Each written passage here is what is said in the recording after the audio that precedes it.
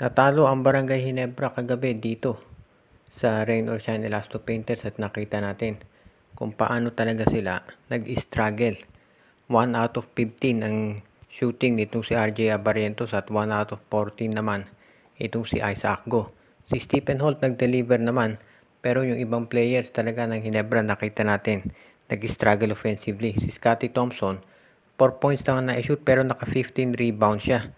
So malaking bagay yon para sa Ginebra. Pero yun nga lang, talagang nakita natin na maganda ang nilalaro nitong Rain or Shine Elasto Painters. Dito si Felix Lemeti, grabe ang performance. At marami nga nagsasabi talagang mahusay tumingin ng mga rookies. Itong si Coach Yeng Yao. Walang naka-spot dito kay Lemeti. Maliban na lamang dito kay Coach Yeng Yao, nakita niya kung gaano to kahusay. At yun nga ang dahilan kung ba't niya ito kinuha. And of course, ito si Kaylan Tiongson, alam natin, mahusay din yan. At yan ang dahilan kung ba't din nila kinuha. Medyo low scoring talaga yung laro. Pero nakita natin doon na maganda ang performance nitong mga players ng Rain or Shine Elasto Painters. So medyo nahirapan talaga. Pero tandaan natin, first game pa lamang yan ni RJ Abarientos at ni Isaac Go sa Ginebra. Magi-struggle yan syempre pero dahil medyo maninibago pa yan. Plus out of town pa yung game. Medyo syempre maninibago pero eventually makaka-adjust yan. Tandaan natin si Stephen Holt nung mga unang laro niya sa Terra Firma nag-struggle din. Pero nakita na natin kung ano kaya niyang gawin ngayon. Kaya confident ang Barangay Ginebra na kahit natalo sila dito sa game at hindi maganda nilaro ni RJ Abarientos at Isaac Go, ay makababawi ang mga yan at makapagde-deliver sa susunod nilang laro. Kinakailangan siyempre talaga nila na bumawi dahil ang makakalaban nila ay San Miguel na siyempre gusto niya siguraduhin na sila ay makakapanalo na rin. Aalis na nga ba itong si Jeron Teng dito sa San Miguel Beer? Ayan ngayon ang tanong ng mga karamihang mga fans dahil mukhang itong San Miguel ay determinado na palakasin yung kanilang lineup at ang gagawin nila ay kumuha ng mga big men. At marami daw silang tinitingnan ngayon, hindi na lang itong si William Navarro. Alam natin si Navarro yung initial na prospect talaga nila dyan. Pero ngayon ay tumitingin na rin sila dito sa Converge Fiber Excess kung posibleng makuha nila itong si Keith Saldivar o di kaya naman ay iba pang mga players katulad ni Jeyo Ambohot o kaya itong si Jason Perkins mula dito sa Phoenix Fuel Masters. At ang gagamitin nga nilang trade asset ay itong si Jeron Teng. Si Jeron Teng ay mahusay na player naman yan. Kahit sabihin natin na bench warmer siya dito sa San Miguel, nung iyan ay nandun sa Converge Fiber Access, alam natin na napakahusay ng kanyang performance at yan ang dahilan kung bakit siya ay naging parte nung starting 5 ng Converge dati. Pero syempre dahil loaded na ang San Miguel, naging bench player siya. At marami nga naniniwala na mas maganda pa kung matrade talaga itong si Jeron Teng sa ibang teams para mapakita kung ano ang kaya niyang gawin. Ngayon, kung sakaling malamang itong si Teng mapunta sa Northport kapalit ni Navarro o kaya ni Cade Flores, pero posible rin na ito ay dalhin sa ibang koponan para makakuha ng ibang big men ng San Miguel. For example, itong si Jason Perkins mula dito sa Phoenix Fuel Masters. Yan ngayon ang aabangan ng mga fans ng SMB kung ito nga bang si Jeron Teng ay aalis na talaga dito sa San Miguel Beer.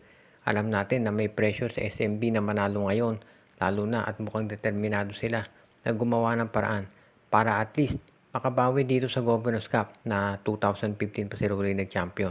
Kaya sa tingin ko, itong San Miguel Beer kung kinakailangan mag-trade ng mga players, iyan ay kanila talagang gagawin kahit pa si Jeron Teng ito ang kanilang bibitawan.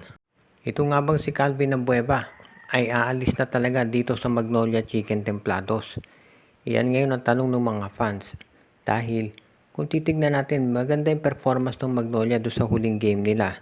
Pero sabi nga nung iba, ito kaya si Ambueva ay talagang destined na magpunta dito sa Magnolia Chicken, dito sa Converge Fiber Excess.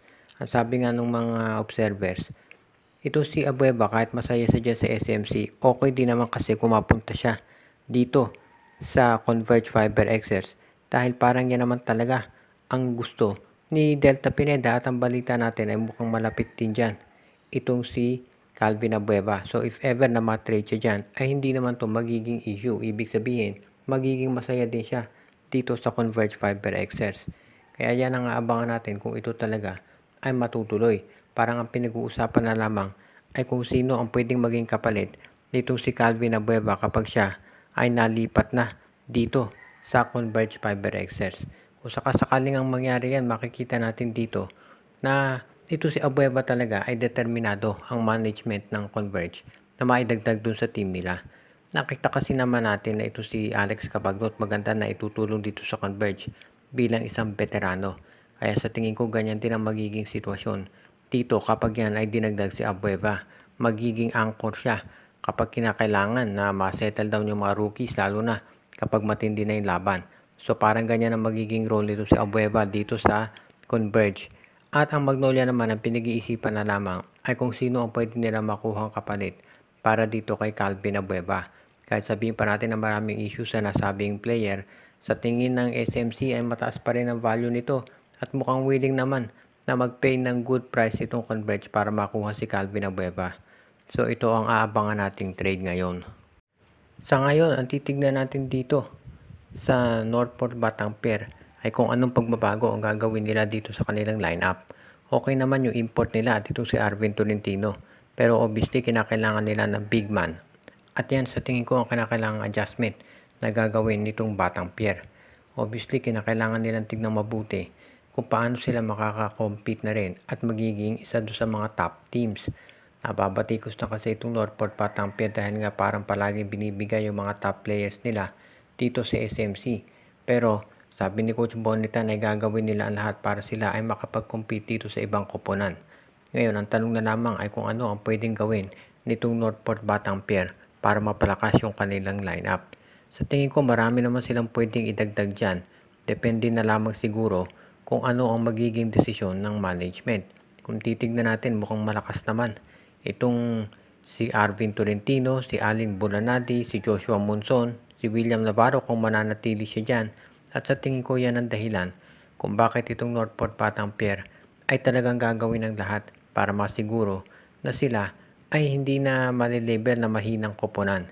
Kapag yan ay ginawa ng Northport, pwede nating masabi talaga na sila ay handa na para mag-increase o mag-top ng kanilang performance.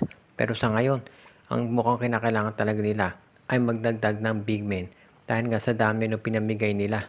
As it is, alam natin to si Arvin Tolentino, ang balita nga, baka hindi na rin yan magtagal dito sa Northport Batanguer at eventually matitrade din yan dito sa SMC.